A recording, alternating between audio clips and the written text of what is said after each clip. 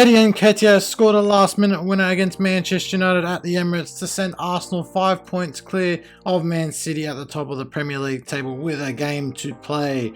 What's going on, guys? It is Ketch back with another video on the channel, and yes, regular footballing content has resumed. But please do like, share and subscribe if you want to see more on the channel, and let's get straight into the video. Yes, you heard that right, ladies and gentlemen. Even though Eddie Nketiah did score a winner, it could have been so much different from Mikel Arteta's side. Marcus Rashford's early strike put him 1-0 up, and it was actually quite a beautiful goal. Smacked it from range, nothing Aaron Ramsdale could do. But then Man United's lazy and lackadaisical defending came back to bite him in the backside as they let Eddie Nketiah sneak one in at the back post to make it 1-1.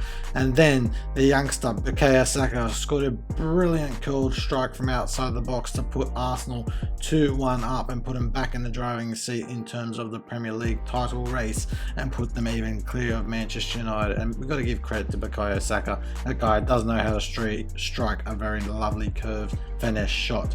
But it was not meant to be that the lead lasted for long, as Lisandro Martinez bundled in the second equaliser for Manchester United from a corner and made it 2-2 in that game. But it was not meant to be, as Eddie Nketiah's late strike ensured that Arsenal got all 3 points and Manchester United returned to Old Trafford with none and some work to do still under Erik ten Hag. Meanwhile, it was a much easier time for the other half of Manchester, as Pep Guardiola's side easily dispatched of Wolves 3-0, and it was due to their superhuman freak of nature Erling Haaland scoring another hat-trick, and now he has scored 25 Premier League goals in 19 matches. Now that is a crazy stat. The record is 32 goals in a 38 game season, and on current track, Haaland will probably get 50 goals at this rate. The guy is a freak of nature, and I really don't see anything stopping him apart from a season-ending injury. The guy's just nuts. He scores for fun, and I mean, I don't really know what else to say. The guy's a freak, and the Premier League defenses better be watching out, because when he's on form, he's on form. It's also good for fantasy users, I should say, who would have captained or triple captained Haaland. I know a friend of mine who triple captained him last week, and it didn't go so well. I bet he's wishing he saved his triple captain for this week. But anyway, that's enough of Haaland. Moving swiftly on. Moving over to Liverpool and Chelsea game, and this was the mid-table struggling team clash between the red side of Merseyside and the blue side of London. And to be perfectly honest, I could have done something else for 90 minutes. Like, that was just the biggest bore fest I've watched, and it just shows the struggles both teams are currently in and what's needed to be done for both teams to catch up to the likes of Arsenal and both Manchester clubs. But what was a pleasing sight, I guess, for Chelsea fans was their new signing, Michael Mudryk, who looked very much at home against Liverpool. He gave James Milner a torrid time, so much of a time that Milner was actually substituted for Trent Alexander-Arnold late on.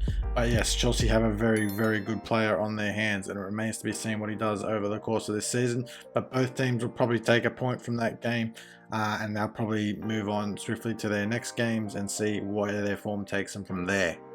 Finally, a Jared Bowen brace has given West Ham a much needed 2-0 win over fellow strugglers Everton to ease the pressure off manager David Moyes, and it was Jared Bowen who scored both goals in a very topsy-turvy game as they came out victorious. And West Ham fans at least will probably be breathing a sigh of relief that they have now got out of the relegation zone at least, but they still need work to be done. And I think, by beating Everton, their fellow strugglers, this will be a massive result for them come the end of the season, and it's just heaped more and more pressure onto Frank Lampard. Following on from this point, there was more good news for West Ham fans. They've signed Danny Ings from Aston Villa, and I think this is a very smart signing from the West Ham hierarchy, as Danny Ings is pretty much a proven goal scorer in the Premier League now. He knows how to get goals in teams, and I think if you look at his previous records, both Villa and Southampton, and even Liverpool to a slight degree, more Burnley in his early days, you'll see that he's a very, very good signing for West Ham indeed. And to be honest, it'll probably be the difference that keeps him up this year.